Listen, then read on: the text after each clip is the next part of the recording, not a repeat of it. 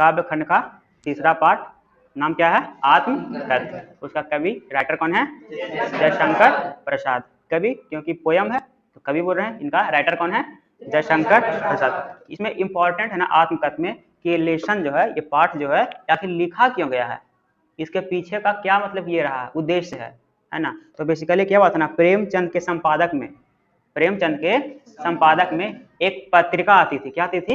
एक पत्रिका आती थी। उस पत्रिका का नाम है हंस। क्या नाम है? हंस। ठीक है।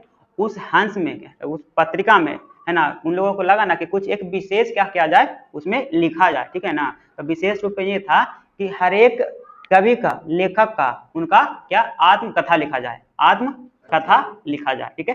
तो सब लोगों ने लिखा, तो जब इनका बारी आया, किनका? जयशंकर प्रसाद का। जयशंकर प्रसाद का बारी आया तो इन्होंने कहा कि मेरे जीवन में ऐसा कुछ घटा ही नहीं है, मेरे जीवन में ऐसा कुछ घटा ही नहीं है कि हम क्या करें, आत्मकथा अपना आत्मवर्णन करें। ठीक है ना, ऐसा बोलते हैं। तो लोगों इनको क्या कहते हैं, लोग इनको प्रेशर बनाते हैं कि नहीं आप लिखिए ही, क्या करिए आप अपना आत्मकथा लिखिए। तो उसी दौरान, ठीक है, वो अपना आत्मकथा नहीं लिखते हैं, उसी दौरान उनके मन में कुछ कुछ बातें आती है, उनके मन में कुछ कुछ बातें आती है। वही बातें इस आत्मकथ्य के माध्यम से वो बतलाना चाह रहे हैं या फिर बतलाते हैं। ठीक है ना। वो आत्मकथा लिखे नहीं है, लेकिन उस दौरान उनको जो लोगों ने बोला ना, उस दौरान उनको क्या किया, अपने राइटिंग पे उतार लिए, लेखन में उतार लिए, और उसी का नाम रख दिए आत्मकथ्य। देखिए पढ़ते हैं। प्रेमचंद के संपादक में हंस पत्रिका का एक आत्मकथा विशेषांक निकलना तय हुआ। हम लोग अखबार पढ़ते हैं ना, अखबार में संपादकीय आता है, उसमें अलग अलग आता है। देखियो कभी आज पेपर खोलोगे, अखबार खोलोगे तो उसमें देखना संपादकीय आता है। ठीक है, वो पढ़ना चाहिए। मेन पेपर का सबसे मेन होता है, वही होता है। जो बच्चे यूपीएससी वगैरह का तैयारी करते हैं, जनरल कंपटीशन का, उनके लिए वो बहुत इंपॉर्टेंट होता है, संपादकीय जो होता है, एडिटोरियल जिसको बोलते हैं इंग्लिश में। ठीक है, उसको जरूर पढ़िए संपादकीय में। उसमें अलग अलग राइटर का अपना अलग अलग बातें बताते रहते हैं। ठीक है ना, लेखनीय कुछ नया कुछ लेखन होता है। जैसे अभी के मतलब कि लेटेस्ट में जो भी राइटर चल रहे हैं वो कुछ लिखेंगे, कोई और, है ना, मतलब पर डे चेंज होकर के संपादकीय होते रहता है। ठीक है, ये होते रहेगा, तुम्हारा देख सकते हो अखबार में आता है। ठीक है। प्रसाद जी के मित्रों ने आग्रह किया कि वे भी अपना आत्मकथा लिखें। प्रसाद जी इससे सहमत ना थे। इसी असहमति के तर्क से पैदा हुई कविता है आत्मकथ्य। क्या है? असहमति के तर्क। क्या है इसमें पढ़ना होगा, यानी तर्क होगा। क्या होगा? प्रसाद जी इसमें क्या बताएंगे, अपना तर्क देंगे कि हमें क्यों नहीं लिखना चाहिए अपना आत्मकथा। लेसन का व्यू समझ में आ रहा है, उद्देश्य क्या होने वाला है कवि का, है ना। ठीक है। असहमति से पैदा हुई कविता है आत्मकथ्य। यह कविता पहली बार 1932 में हंस के आत्मकथा विशेषांक में प्रकाशित हुई थी। छायावादी शैली में लिखी गई इस कविता में जयशंकर प्रसाद ने जीवन के यथार्थ एवं अभाव पक्ष के मार्मिक अभिव्यक्ति की है।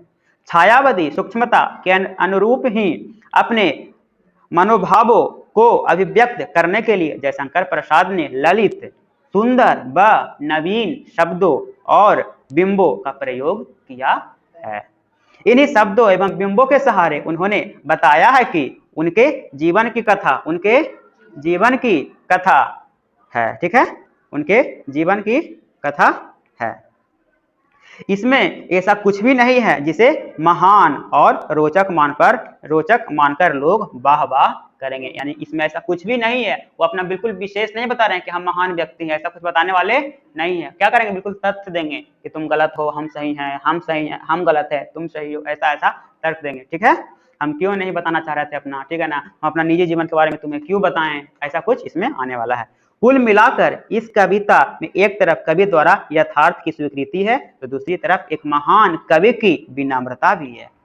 विनम्रता कहने का मतलब वो अपना कुछ कुछ कहते हैं ना कि हम अपना आत्मकथा नहीं लिखते हैं। क्यों? क्योंकि हमारे कुछ ऐसे हैं, हम क्या किए पहले, मतलब बहुत अच्छे थे, मतलब बहुत ये थे, मतलब कि अच्छे से फल फूल रहे थे, लेकिन बाद में क्या हुआ, मेरा गिरती आया। क्यों गिरती आया? क्योंकि कुछ हमारे अपने दोस्तों, कुछ अपने समाज के लोगों द्वारा, तो हम उन समाज के लोगों को, उन दोस्तों को क्या करना, मतलब बेइज्जती करना नहीं चाह रहे हैं। ये सब इसमें लिखा गया। तो सब क्या है, तर्क ही तो है। तो ये तर्क आगे हम लोग पढ़ने वाले हैं। ठीक है। तो लेसन कहाँ से स्टार्ट होता है? आत्मकथ, जिसका राइटर कौन है? जयशंकर प्रसाद। ठीक है, बेसिकली क्या हुआ था, एक विशेषांक निकाला गया था हंस पत्रिका में, है ना, उसी में क्या सबसे पहले 1932 ईस्वी में इसे क्या हुआ था? प्रकाशित हुआ था। ठीक है, लेसन स्टार्ट होता है हमारा आत्मकथ कहाँ से?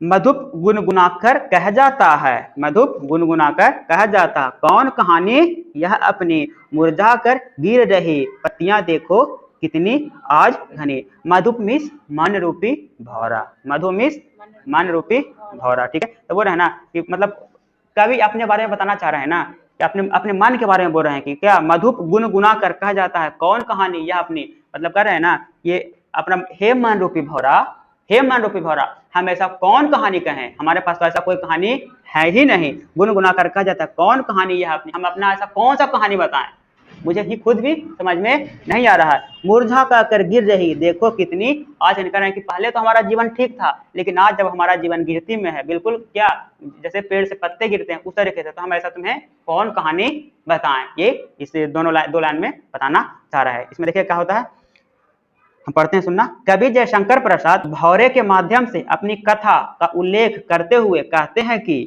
हे मन रूपी भौरे, हे मन रूपी भौरे, गुनगुना कर अपनी कौन सी कहानी कह रहा है, उनका मन रूपी भौरा कौन सी कहानी कह रहा है।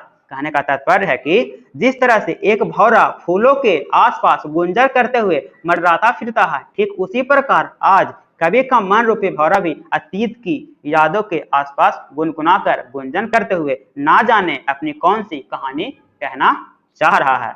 फिर कवि आगे कहते हैं, ये मुरझा कर गिर रही पंक्तियां देखो कितनी आज घनी, उनका जीवन रूपी वृक्ष जो कभी सुख व आनंद रूपी पत्तियों से हरा भरा था, ठीक है, अब वे सभी पत्तियां मुरझाकर एक एक करके गिर रही है। क्या हो रही है? गिर रही है, यानी क्या, अब उनके पास सुख नहीं है, गिर रही है, क्योंकि आज कवि के जीवन का परिस्थितियां बिल्कुल ही बदल चुकी है। उनके जीवन में सुख की जगह दुख और निराशा ले ली है, और कवि इस वक्त अपने जीवन रूपी वृक्ष के में पतझड़ का सामना कर रहे हैं। क्या ये दो लाइनों का मतलब समझ में आया? नेक्स्ट लाइन है, इस गंभीर अनंत नीलिमा में असंख्य जीवन इतिहास यह लोग करते ही रहते हैं अपना व्यंग मलिन उपहास। इस गंभीर मिस गहरा, नीलिमा मिस नीला आसमान, ठीक है, और मलिन मिस मैला, ठीक है, कह रहे ना इस गंभीर अनंत नीलिमा में असंख्य जी, कह रहे ना इस गंभीर, इस पूरा आसमान में, यानी कि किसके आसमान में? हिंदी के इतिहास में बहुत सारे लोग हैं जो क्या लिखे हैं? अपना इतिहास, अपना आत्मकथा लिखे हैं ना, अपना इस नीले आसमान में अनंत बहुत सारा क्या लिखे हैं? आत्मकथा लिखे हैं। फिर क्या बोल रहे हैं? यह लोग करते ही रहते हैं अपनी व्यंग मलिन, तो जो लोग क्या किए हैं? अपना आत्मकथा लिखे हैं, वो क्या कर रहे हैं? सिर्फ खुद व खुद अपना क्या कर रहे हैं? उपहास करा रहे हैं, अपना मजाक उड़वा रहे हैं। क्यों उड़वा रहे हैं वो आगे के लाइन में देखेंगे, इसका पहले देखते हैं। बोला जा रहा है, इसका देखना व्याख्या क्या है। हिंदी साहित्य रूपी इस विशाल विस्तार वाले आकाश में ना जाने कितने महान महापुरुष अर्थात लेखकों के जीवन का इतिहास उनकी आत्मकथा के रूप में मौजूद है। उन्हें पढ़कर ऐसा प्रतीत होता है कि वह स्वयं अपना मजाक उड़वाते हैं, वह स्वयं अपना मजाक उड़वाते हैं। कहने का तात्पर्य है कि लोग इन महान लेखकों की आत्मकथा को पढ़कर उनकी कमियों का मजाक बनाते हैं। वही लेखक कहना चाह रहे हैं कि हम ऐसा आत्मकथा नहीं लिखना चाहते हैं जिसमें क्या हो? हमारा खुद का क्या उड़े? मजाक उड़े। हम ऐसा आत्मकथा लिखने वाले नहीं है कि मेरा खुद ही का कोई क्या करे, दूसरे लोग मजाक उड़ा दे, हम ऐसा मजाक उड़वाने वाले नहीं है। आगे क्या कहते हैं, तब भी कहते हो कह डालू दुर्बलता अपनी बीती, तुम सुनकर सुख पाओगे देखोगे यह गागर रीति। फिर क्या कहते हैं, ठीक है, गागर मिस घड़ा, अरीति मिस खाली, ठीक है, ठीक है। तब भी कहते हो, तब भी तुम कहते हो कि हम अपना आत्मकथा लिखें अपना बेइज्जती करवाने के लिए ना, हमसे ये होने वाला नहीं है। तुम सुनकर सुख पाओगे, क्या तुम मेरा दुर्बलता सुनकर, क्या मेरा दुख सुनकर क्या तुम सुख पाओगे? बताओ, सुख पाओगे? नहीं सुख पाओगे। देखोगे यह गागा रीति, जब ये मेरा क्या पूरा जीवन का क्या, मेरे जीवन में कोई रस्सी नहीं है, घड़ा बिल्कुल क्या है? खाली है, कोई जीवन में रस्सी नहीं है, क्या तुम उसके सुन करके देख करके क्या तुम सुख पाओगे? तभी नहीं पाओगे, नहीं पाओगे ना। वही बोल रहे, आगे देखना है इसका व्याख्या क्या है। इस कड़वे सत्य को जानते हुए भी प्रत्येक व्यक्ति एक दूसरे की दुर्बलताओं और कमजोरियों का मजाक बनाने में लगा। फिर भी मित्रों, तुम मुझसे यह कहते हो कि मेरे जीवन में जो कमियां हैं, जो मेरे साथ घटित हुआ है, उसे मैं सबके सामने कह डालूं। फिर कभी अपने दोस्तों से पूछते हैं कि क्या तुम मेरी कहानी को सुनकर सुख प्राप्त कर सकोगे? क्या तुम मेरी कहानी को सुनकर सुख प्राप्त कर सकोगे? मेरे जीवन रूपी घड़ा एकदम खाली है। जीवन रूपी घड़ा क्या है? एकदम खाली है, जिसमें कोई भी भाव नहीं है, कोई भी रस नहीं है, कोई भी आनंद नहीं है। क्या तुम इसे सुनकर सुख पाओगे? पाओगे? नहीं पाओगे। ठीक है, नेक्स्ट। किंतु कहीं ऐसा ना हो कि तुम खाली कहने वाले, किंतु कहीं ऐसा ना हो कि तुम ही खाली करने वाले, अपने को समझो मेरा रस ले अपने भरने। फिर क्या कर रहे हैं? फिर दोस्तों को क्या कर रहे हैं? ब्लेम भी कर रहे हैं। दोस्तों का क्या कर रहे हैं? ब्लेम भी कर रहे हैं। किंतु कहीं ऐसा ना हो कि तुम खाली करने वाले, क्योंकि मेरा जो जीवन में रस था, क्या था? सुख था, क्या तुम भी तो नहीं खाली किए हो? जो मेरा समाज वही तो नहीं खाली किया है ना? अपने को समझो मेरा रस ले भर, इसीलिए हम तुम्हारा मजाक उड़ाना नहीं चाहते हैं। तो फिर इसका व्याख्या देखना, कभी क्या कहते हैं? कभी आगे कहते हैं कि अगर मैंने अपनी आत्मकथा में कुछ ऐसा लिख दिया जिसे पढ़कर तुम कहीं ऐसा ना समझो कि मेरा जीवन रूपी गागर यानी घड़ा, जो सुख, खुशियां और आनंद रूपी रस थे, वे सभी तुमने ही खाली किए हैं। अगर हम आत्मकथा लिखें, उस आत्मकथा में कुछ ऐसा लिखा जाए जिसमें तुम समझो कि तुम्हारे जीवन में जो खुशी थी वो क्या, जो मतलब लेखक के, कवि के जीवन में जो खुशी थी वो तुम्हें ले लिया, अगर ऐसा लिखा जाए तो क्या होगा? वो सभी तुम्हें ही खाली किए और उन सभी रसों को मेरे जीवन रूपी गागर घड़े से लेकर तुमने ही अपने जीवन रूपी गागर में भर लिया हो और मेरा जीवन दुखों से भर दिया हो। तो बोलते हैं कि तुम क्या करो, मेरा जो सुख था, मेरा जो संपत्ति था, सब क्या किया? ये करके तुम ही ले लिए हो। क्या कर लिए हो? तुम ही ले लिए हो। तो क्या ये तुम्हें अच्छा लगेगा? सुबह देगा कि मैं तुम्हारा बेइज्जती करूं? आगे वाला पंक्ति में देखना। चलिए आगे। ठीक है। यह विडंबना अरे सरलते तेरी हंसी उड़ाऊ मैं, यह विडंबना अरे सरलते तेरी हंसी उड़ाऊ मैं, भूले अपनी या प्रवंचा औरों को दिखलाऊं मैं। विडंबना मीन्स कठिनाई या फिर दुर्भाग्य, है ना? भूले अपनी या प्रवंचा, प्रवंचा मीन्स धोखा, और दिलाऊं क्या? दिखलाऊं क्या? बोले कि यह कठिनाई अरे सरलता तेरी हंसी, क्या ये जो कठिनाई मेरे ऊपर आया, क्या इस कठिनाई को जो तुम्हारे ही कारण आया है, क्या उसका मैं हंसी उड़ाऊं? क्या मैं उसका हंसी उड़ाऊं या फिर लोग भी हंसी उड़ाएंगे अगर मैं लिख दूंगा तो? भूले अपनी मतलब अपनी भूल, जो मेरे द्वारा खुद भूल हो गया है, खुद तो मेरे द्वारा भूल हुआ है और कुछ तुम्हारे द्वारा मेरा धोखा दिया गया, क्योंकि जो मेरा स्वभाव है बिल्कुल सरल स्वभाव है, मेरा स्वभाव है जो कैसा है? बिल्कुल सरल स्वभाव है। अगर उस सरल स्वभाव के कारण क्या किया हो? तुम हमें छले हो, धोखा दिए हो, इसमें किसका बुराई है? तुम्हारा ही तो बुराई है। और मेरे द्वारा कुछ गलत फहमियां भी हुई, कुछ गलती भी हुई है, तो मेरा भी बुराई है। वही आगे के इसमें व्याख्या देखना, क्या कहते हैं? कभी कहते हैं कि यह तो बड़े दुर्भाग्य की बात है कि मेरे मित्र मुझे आत्मकथा लिखने को कह रहे हैं, क्योंकि सरल मन वाले की मैं हंसी कैसे उड़ाऊं? सरल मन वाले की हंसी मैं कैसे उड़ाऊं? मैं तो अभी तक स्वयं दूसरों के स्वभाव को समझ नहीं पाया हूं। मेरे सरल स्वभाव के कारण जीवन में मुझसे जो गलतियां हुई हैं, कुछ लोगों ने जो मुझे धोखे दिए या मेरे साथ जो छल प्रपंच किया है, उन सभी के बारे में लिखकर मैं अपना और उनका मजाक नहीं बनाना चाहता हूँ। ना तो मैं अपना मजाक बनाना चाहता हूँ, क्योंकि मेरे द्वारा भी कुछ क्या हुआ है? कुछ भूल हुआ है, और कुछ हमारे जो समाज के लोग हैं, कुछ लोगों द्वारा भी क्या हुआ है? जो धोखा दिया गया, कुछ उनके द्वारा भी धोखा दिया गया, उन्हें भी हम मजाक बनाना नहीं चाहते हैं। ठीक है। कहने का तात्पर्य है कि कभी अपने प्रपंची मित्रों की असलियत दुनिया के सामने लाकर उनकी शर्मिंदा नहीं करना चाहते, इसलिए कभी अपनी आत्मकथा नहीं लिखना चाहते हैं। नेक्स्ट देखना लाइन में, उज्जवल गाथा कैसे गाऊं मधुर चांदनी रातों की। अब इसमें अब थोड़ा सा उनकी प्रेमिका या फिर पत्नी की बात आती है। उज्जवल गाथा कैसे गाऊं मधुर चांदनी रातों की, अरे खिलखिलाकर हंसते होने वाले उन बातों की। क्या बोलते हैं? उज्जवल मिस सुख भरे पल, गाथा मिस कथा, मधुर चांदनी मिस मधुर पल। ठीक है। वो है ना कि उज्जवल गाथा कैसे गाऊं मधुर चांदनी रातों की। फिर बोल रहे हैं ना, जो हमने अपने पत्नी के साथ, अपने प्रेमिका के साथ जो खिलखिलाकर हंसी किया है, ठीक है, ठिठोलिए मत आइए अपनी पत्नी के साथ, ठीक है ना, उन बातों को, उन खुशी के क्षणों को हम तुम्हारे साथ कैसे शेयर कर दें? तुम्हारे साथ कैसे शेयर कर दें? ये पॉसिबल नहीं है। वही तो कुछ पल है, कुछ क्षण है, और उसको जो मेरा निजी पल है, उस निजी पल को क्या करें? हम तुम्हें दे दें, सौंप दें? ऐसा हम करने वाले नहीं है। जो हमारे सुख भरे पल थे, जो हमारे सुखद चांदनी थी, सुखद रात्रि थी हमारी प्रेमिका के साथ, हमारी पत्नी के साथ, उसे भी हम तुम्हें शेयर कर दें? ये हमसे होने वाला नहीं है। जो हमारा रात खिलखिलाते हुए थे, जो दिन हमारे क्या थे? खिलखिलाते हुए कुछ दिन थे, क्योंकि उनकी पत्नी का कुछ दिन बाद देहांत हो जाता है, जिसके कारण वो क्या करते हैं? पूरे अच्छे से लाइफ को जिन्हें पता है मतलब आगे बोलते हैं उसमें, देखना। ठीक है। जो क्या था, जो खिलखिलाकर जो दिन गुजरे थे, क्या वो भी हम तुम्हारे साथ शेयर कर दें? ऐसा पॉसिबल ऐसा नहीं है। देखना इसका व्याख्या कैसे लिखते हैं।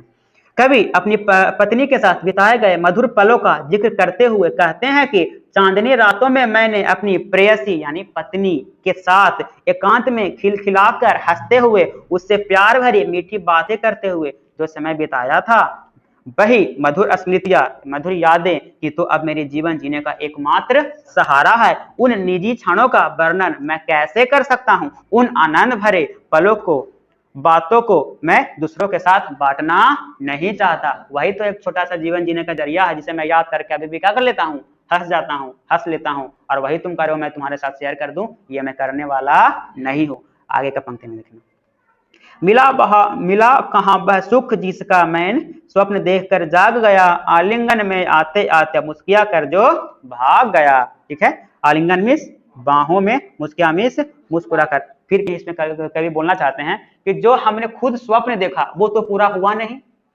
है ना। जो हमने स्वप्न देखा, उनकी पत्नी बहुत जल्दी क्या हो गई थी, उनका पत्नी का देहांत हो गया, जिसके कारण बोल रहे हैं उन्हीं के बारे में बताया जा रहा है कि जो हमने बोले स्वप्न देखा था कि साथ में मिलकर ये करेंगे वो करेंगे, वो तो मेरे साथ पूरा हुआ नहीं। आलिंगन में आते आते मुस्कुरा कर जो भाग गया, जस्ट मेरे बाहों में आते आते क्या हो गया, हंसते हुए मुस्कुराते हुए चले गए, भाग गए, है ना। जो हमने सुख सोचे थे कि हम आगे जिंदगी में ऐसा सुख पाएंगे, ये करेंगे, वो तो मेरे बाहों में आया ही नहीं, मेरे बाहों में। क्यों? क्योंकि उनकी पत्नी नहीं रहे, जिसके कारण क्या हुआ, उनके बाहों में वो सुख आया ही नहीं। आज वो सुख आया ही नहीं तो उन्हीं के बारे में लिख रहे हैं। तो व्याख्या कैसे देखना, कवि आगे कहते हैं कि मुझे जीवन में वह सुख कहाँ मिला जिसका मैंने स्वप्न देख रहा था। उस स्वप्न को देखते देखते अचानक मेरी आंखें खुल गई। मैं जिस सुख की कल्पना कर रहा था वह सुख मेरी बाहों में आते आते अचानक मुझे धोखा देकर भाग गया। अर्थात कवि ने अपनी पत्नी के साथ सुख पूर्वक जीवन जीने की जो कल्पना की थी वह उनके मृत्यु के साथ ही खत्म हो गई और उनका सारा जीवन दुखों से भर गया। क्या यहाँ तक समझ में आ रही है?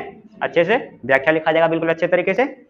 आगे का देखना, आगे का पंक्ति में कैसे लिखते हैं, जिसके अरुण कपोलों की मतवाली सुंदर छाया में अनुरागणी उषा लेती थी निज सुहाग मधुमाया में। फिर क्या बोलते हैं, अरुण कपोलों मिस लाल गाल, मतवाली मिस मस्ती भरी, अनुरागणी मिस प्रेम भरी, उषा मिस सुबह, निज मिस अपनी, सुहाग मिस सुगंध और मधुमाया मिस मतलब बोलते हैं जिसके अरुण कपोलों की मतवाली सुंदर छाया में, मतलब हम उस मस्ती भरी दिनों में, हम उस मस्ती भरी दिनों में उस क्या वो जो लाल गाल जिसको क्या करके हम देख करके बिल्कुल क्या हो जाते थे, खुश हो जाते थे, आज वो तो मेरे सामने है ही नहीं। अनुरागनी उषा लेती थी निस्सुहाग मधुमाया में, उसके क्या बिल्कुल मधुर सुगंध, सुबह सुबह का जो क्या था बिल्कुल प्रेम भरी सुबह होता था, उसका तो क्या हो रहा है, मेरे पास ऐसा कोई है ही नहीं जो पहले था, अब बचा तो है ही नहीं। तो मेरे पास ऐसा जीवन में क्या बचा है जिसे मैं लिखूं, मेरे जीवन में ऐसा क्या ही बचा है जो मैं लिखूं। व्याख्या देखना, कवि अपनी प्रिया, प्रिया मीन्स पत्नी, प्रेमिका के सौंदर्य का वर्णन करते हुए कहते हैं कि उसके लाल गालों को देखकर ऐसा लगता था जैसे उसके लाल गालों की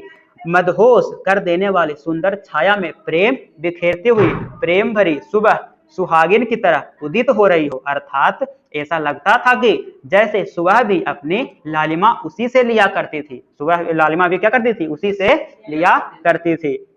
आज मैं उसकी यादों को सहारे लेकर अपने जीवन के रास्तों की थकान दूर करता हूं, अर्थात उसी की यादें मेरे थके हुए जीवन का सहारा बनी। कहते हैं कि तात्पर्य यह है कि कवि के अपनी पत्नी के साथ बिताए क्षण ही अब उनके जीने का एकमात्र सहारा है, इसलिए कवि उन्हें किसी के साथ बांटना नहीं चाहते हैं, उन्हें सिर्फ अपने दिल में संजो कर रखना चाहते हैं। आई होप लेसन समझ में आ रहा होगा लिखा हुआ क्या है जो, ठीक है। आगे का पंक्ति देखिए, उसकी स्मृति पाथेय बनी है थके पथिक की पंथा की, जीवन को उधेड़ कर देखोगे क्यों मेरी कंथा की। ठीक है, स्मृति मिस याद है ना, यादें, पथिक मिस राहगीर और पंथा मिस रास्ता, और पाथेय मिस होता है एनर्जी एक तरह से, है ना। जैसे कहीं ट्रैवल करते हैं तो खाना लेकर जाते हैं ना, तो बिल्कुल वही है ना, मतलब मेरे अच्छा आगे बताते हैं। सीवन मिस सिली हुई और कंथा मिस मन रूपी, बोल रहे हैं ना, उसकी स्मृति पाथेय बनी थके पथिक की पंथा की। अब बिल्कुल जो मेरा है ना रास्ता जो है ना बिल्कुल क्या हो गया, अब चलने का मन ऐसा कुछ करता उड़ता नहीं है, जो बस उसका स्मृति है ना, बस वही क्या है मेरे जीवन जीने का एनर्जी देता है। पाथेय मिस जीवन जीने का एक तरह से एनर्जी, ऊर्जा का सोर्स, ठीक है, जीवन जीने में जो ऊर्जा होता है वही, तो बिल्कुल जो स्मृति है, बिल्कुल जो यादें हैं, बस वही क्या है अब हमारा जीवन जीने का क्या है, एक एनर्जी का कारण है। वरना समझो तो मेरा भी जीवन क्या होने वाला था आदमी, बस कुछ यादें हैं, वही यादों के सहारे हम अपना जीवन आगे क्या कर रहे हैं, व्यतीत कर रहे हैं। ठीक है, आगे क्या बोलते हैं, शिवन के उधेड़ कर देखोगे क्या मेरी कंथा की, ये जो मेरी मन रूपी में जो व्यथा बिल्कुल है, क्या तुम उसको और उधेड़ कर देखना चाहते हो? ऐसा मत करो, ऐसा मत करो, ठीक है। आगे देखना इसकी व्याख्या क्या कहते हैं। आगे कवि पूछ रहे हैं कि मेरे अंतर मन रूपी गुदड़ी की सिलाई को उधेड़ कर उसके भीतर तुम क्या देखना चाहते हो? अब इसके अंदर और क्या देखना चाहते हो? मत देखो, मेरा जीवन बहुत छोटा सा है, क्या है? छोटा सा है, उसकी बड़ी बड़ी कहानियां मैं कैसे लिखूं, अर्थात मेरे जीवन की कहानी जानकर तुम क्या करोगे? मेरे जीवन की कहानी जानकर तुम क्या करोगे? क्योंकि इस छोटे से जीवन में मैंने अभी तक सुनाने लायक कोई भी बड़ी उपलब्धि हासिल नहीं की है जो मैं तुम्हें सुना सकूं। कोई भी आत्मकथा क्यों लिखता है? उसके जीवन में कुछ अच्छा हुआ है, कुछ अच्छा घटित हुआ है, तभी तो आत्मकथा को लिखेगा। अब क्या मेरे ऊपर कोई आत्मकथा बनेगा? क्या तुम्हारे ऊपर कोई आत्मकथा बनेगा? क्या नहीं बनेगा। कब बनेगा? जब हो सकता है हम कुछ ज्यादा हासिल कर लें या तुम कुछ ज्यादा हासिल कर लो। मैं कुछ बहुत बड़ा हासिल कर लूं तब शायद क्या कहो, मेरा क्या कुछ मूवी बने, आत्मकथा बने, है ना? ऐसे क्या बन सकता है? क्या जैसे अभी बनता है MS धोनी का बना, महेंद्र सिंह धोनी का बना आत्मकथा, मूवी बना है ना, तो क्या वो कुछ हासिल किया है तब क्या बना? ऐसे ही बहुत सारे लोग हैं जो हासिल किए, उनके ऊपर आत्मकथा बना। शायद हम लोग है, तुम लोग क्या हो, विद्यार्थी हो सकता है, आगे जाकर क्या हो, कुछ अच्छा प्राप्त करो, अच्छा कुछ प्राप्त करो, तब जाकर क्या हो सकता है तुम्हारे अंदर क्या हो, तुम्हारे ऊपर कुछ आत्मकथा लिखा जाएगा। जैसे APJ अब्दुल कलाम, सबको पता है कैसे इंसान है, क्या एक्सप्लेन करने की जरूरत ही नहीं है। उनके ऊपर बहुत सारे क्या लिखा गया है, आत्मकथा लिखा गया उनके लिए। उनके नाम से बहुत सारा बुक आ रहा है, किताब आ रही कि नहीं आ रही है? अग्नि की उड़ान का आत्मकथा बहुत सारा है कि नहीं है? तो आ रहा है। तो क्या उनको क्या वो बहुत बड़ा उपलब्धि प्राप्त किए हैं, तभी जाकर क्या हो रहा है, उनके ऊपर लिखा जा रहा है आत्मकथा। वरना लिखा था क्या? नहीं है। तो जो नॉर्मल इंसान है, सामान्य मानव है, क्या उसके ऊपर आत्मकथा लिखा सकता है? नहीं लिखा सकता। तो वही बोल रहे हैं कि आत्मकथा लिखाने के लिए हमारे जीवन में ऐसा कुछ है ही नहीं है। अगर ऐसा कुछ रहता तो जरूर लिखते, बट मेरे जीवन में ऐसा कुछ है ही नहीं। मेरा जीवन तो बिल्कुल क्या घनघोर उदासी में छाया हुआ, तो हम क्या ही अपना क्या लिखें, आत्मकथा क्या ही लिखें, ठीक है। आगे बोलते हैं, अपने जीवन के बारे में बताते हैं। देखना, छोटे से जीवन की कैसे कथाएं आज कहूं, छोटे से जीवन की कैसे कथाएं आज कहूं, क्या यह अच्छा नहीं है कि औरों की सुनता मैं मौन रहूं, है ना। बोले कि मेरा जीवन तो बहुत ही छोटा है, उसमें हम अपने क्या कथाएं क्या बताएं, मेरे जीवन में ऐसा कोई कथा कोई गाथा है ही नहीं, हम ऐसा क्या ही बताएं। क्या यह अच्छा नहीं है कि औरों की सुनता मैं मौन, कि मैं क्या करूं, औरों को सुन लूं और अपने में क्या रह जाऊं, मौन रह जाऊं, अपने में क्या रह जाऊं, शांत रह जाऊं, मौन रह जाऊं। देखिए इसका व्याख्या कैसे होता है।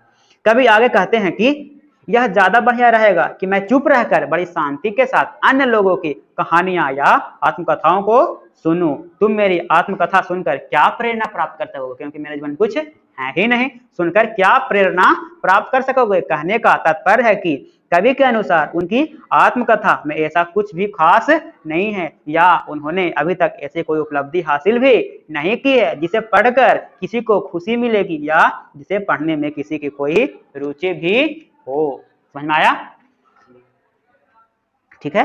उसके बाद लास्ट लाइन देखना क्या लिखा है, लास्ट पंक्ति, सुनकर क्या तुम भूला करोगे मेरी भोली आत्मकथा, अभी समय भी नहीं थकी सोई है मेरी मन व्यथा। क्या बोला, सुनकर क्या तुम भला करोगे मेरी भोली, अगर हम तुम्हें सुना भी दें क्या तुम मुझे कोई भला करोगे, भला कर सकोगे?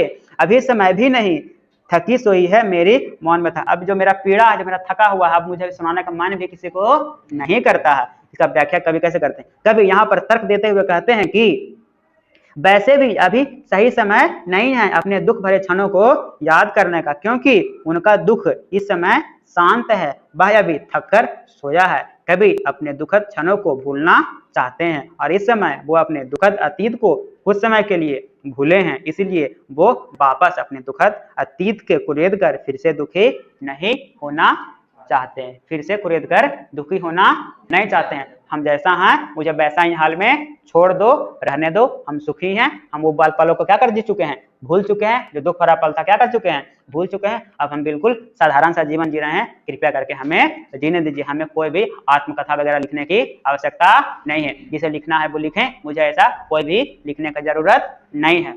आई होप सबको लेसन समझ में आ गया होगा, आ गया। अच्छे से क्या करना है, व्याख्या करना सबको, ठीक है, पंक्ति बाय पंक्ति करना सबको, ठीक है, हो जाएगा, ठीक है। इसका राइटर कौन थे, जयशंकर प्रसाद, ये देखना यहाँ पे ये है जयशंकर प्रसाद, ठीक है, कौन है, जयशंकर प्रसाद, ठीक है। आत्मकथा कौन क्या लिखे हैं, आत्मकथा, ठीक है, विजिट करें, क्वेश्चन आंसर वगैरह सब हम करा देंगे, ठीक है, उसके लिए टेंशन नहीं है।